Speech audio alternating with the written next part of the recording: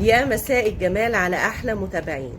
النهارده فيديو مختلف شويه. النهارده عامله فيديو معاكم مشتريات، شويه مشتريات اشتريتها. ما اشتريتهمش بصراحه كلهم مره واحده، بس كنت كل ما اشتري اشيل وبركن، وخلاص بقى ان شاء الله هروق المطبخ كده ترويقه نظيفه وهفرش الحاجات دي كلها معاكم. فانا قررت ان انا هصورها معاكم حاجه حاجه. هقلب بقى الكاميرا وافرجكم، او ممكن افرجكم وانا كده. ده اول حاجه جبتها، طقم طاسات اهوت. حلو قوي على فكره. انا طلعت المقله الصغيره استخدمتها، ده تركي بس حلو قوي الماركه دي. تمام، هما 3 مع بعض. انا خدت اللون ده وفي باللون الاسود، بس انا اخدت اللي هو اللون ده، اللون اللي هو البرجاني ده، او مدي على بني شويه. هوريكم الطاسه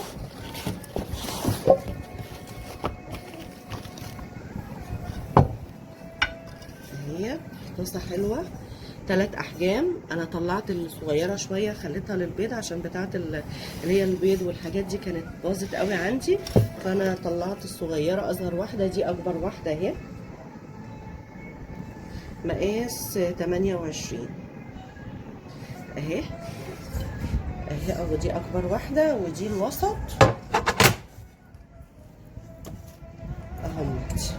تمام، وبعد كده وفي واحده كمان صغيره، مش صغيره قوي بس حلوه قوي.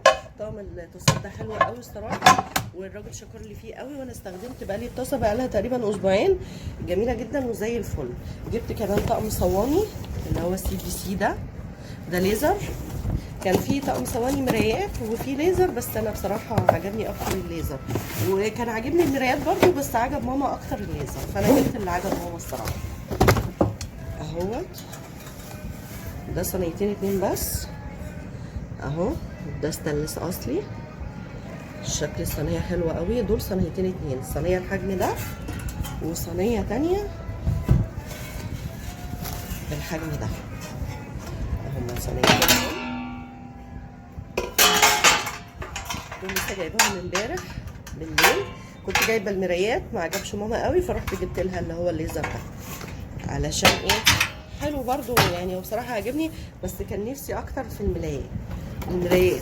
فهنيجي بقى ده كمان، ده مجات، كل مج لون. انتوا عارفين المجات دايما اكتر حاجه بتتكسر في البيت اللي فيه اطفال او فيه عيال عامه. جايبه اللون الاصفر والبامبا، جايبه الوان مختلفه، وجايبه الابيض شكل مختلف. المج من ده كان ب60. الصواني ده الطقم تقريبا ب1000 او 1000 ونص، مش متذكره قوي اهوت، عشان كنت جايباه مع حاجات. جبت 4 مجات اهم. الالوان دي حلوه قوي برضو وحجمها حلو. انا بحب المج الكبير ده، بينفعني في الشاي باللبن وفي الحاجات دي. بحب انا المج الكبير ده. تمام، عشان احنا عيله ادمان الشاي باللبن، بالنسبه لها ادمان. ديت ده برضو دي حلوه قوي، اللي هي بتاعه ترابيزه اللابتوب او الفطار او مذاكره متعدده الاستخدامات. دي انا برضو بنحبها قوي اهو. كانت عندي واحده والعيال بيهزروا مع بعض، وقع عليها اتكسرت، فانا بصراحه بحبها وبستخدمها كتير، فجبت واحده. بعدين مش غاليه خالص يعني، سعرها معقول ومش غاليه خالص، تقريبا ب 200 جنيه اهي. تمام، دي انا بستخدمها كتير. فدي كان عندي واحده نفس اللون تقريبا واتكسرت، فلما لقيتها جبت واحده اهي، كتاب او فطار الحاجات دي. تمام، وجبت كمان، خلي ده في الاخر، جبت الطقم ده انا صورت فيه معاكم طاجن اللسان عصفور اهو. ده جايباه بقالي شهر تقريبا، جيت اعمل لسان عصفور فطلعت بصراحه الطبق وصورت فيه اهو. ده 3 طواجن كده في بعض، كل طاجن لون وشكل مختلف. حلو قوي برضو، وانا كنت بصراحه محتاجاه اهو. اهو ده الصغير حجمه حلو جدا اهو. ده الصغير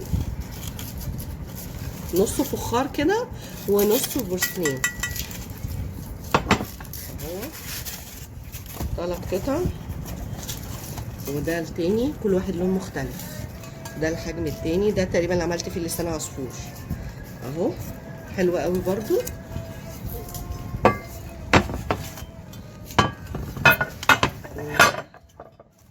الطاجن التالت كده كده بقى هطلعهم واحطهم في المطبخ. ده التالت اهو، حجمه حلو برضو وكبير. تمام، 3 طواجن فوق بعض اهمت حلوين، وكان نفسي فيهم الصراحه.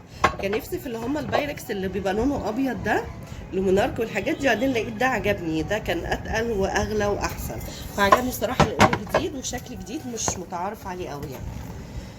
جبت كمان دي اللي هي صفايه الاطباق.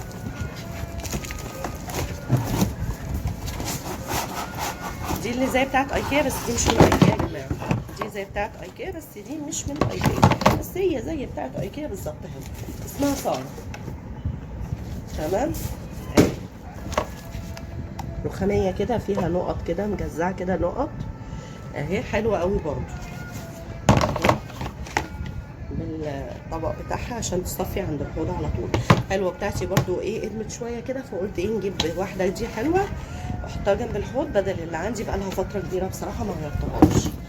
اخر حاجه بقى الطقم ده اللي كنت متردده اجيبه ولا لا، قعدت يعني مع نفسي كده افكر كتير اجيبه ولا لا، اللي هو طقم العشاء زي ما بيقولوا اهو، طقم العشاء اهوت. هو كان عنده اشكال كتيره بس ده اكتر شكل عجبني، وده بصراحه اكتر شكل شكر لي فيه يعني بصراحه. ومعاه طقم استكانه كمان، ومعاه اطباق كتير وبولات كتير، فده اللي عجبني فيه اهو. ده طقم كمان طبق لغرف الطبيخ والحاجات دي اهو. 3 الوان يعني 3 لون و3 لون. هطلع لكم من كل حاجه طبق اهو. ده الاستكانه ليها اطباق نفس لون البتاع ده. كوبايه استكانه اهي من غير ايد، جاي مع الطقم. هو طقم حاجه و40 قطعه، بس حلو قوي الصراحه، والشكل عجبني اهو. ده طبق للاكل بقى تغرفي في الرز والحاجات دي، وده طبق للخضار. هو لونين مع بعض، كل حاجه 3 وهم ستات 3 و3، 3 من ده و3 من ده. تمام اهو. هطلع لكم من كل حاجه طبق واحد. وده برضو اكبر شويه يعني اكبر من ده اهو اهو. تمام،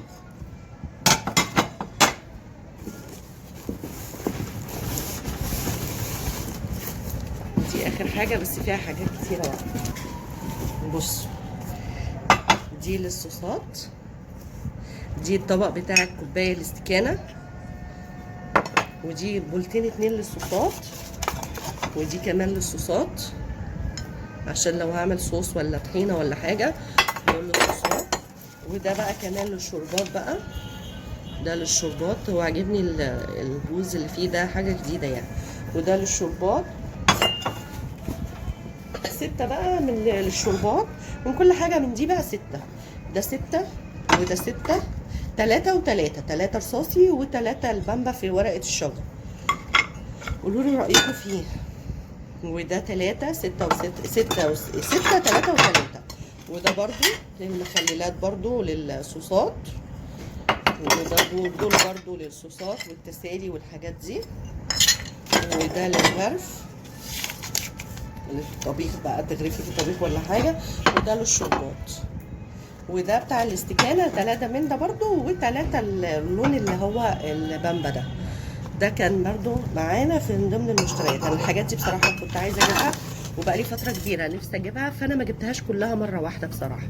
كنت كل فتره كده يعني، انا بقالي شهرين او 3 شهور من بعد رمضان على طول اي حاجه بتعجبني بروح اجيبها. المجات عجبتني، هو محل جنبنا هنا اجيبها. المقالي عجبتني، المقالي بقى لها تقريبا شهر استخدمتها. الطاجن ده والمقالي جايباهم مع بعض اللي هو طعم الطاجن ده حلو قوي برضو جميل اهو. عجبني برضو حاجه جديده. انا كنت رايحه اجيب اللي هو المونارك الابيض، بس لما لقيت عنده الشكل ده الصراحه فجبت 3 من ده. جبت كمان اللي هو الطقم ده، كان نفسي في طقم عشاء كامل، لان انا عندي عجز دايما في البولات. البولات دايما دي بيبقى عندي فيها عجز، وانا كان نفسي في الاطباق الغويطه شويه دي لغرف الخضار تبقى احلى واشيك. فالحمد لله يعني الطقم ده عجبني برضو حلو.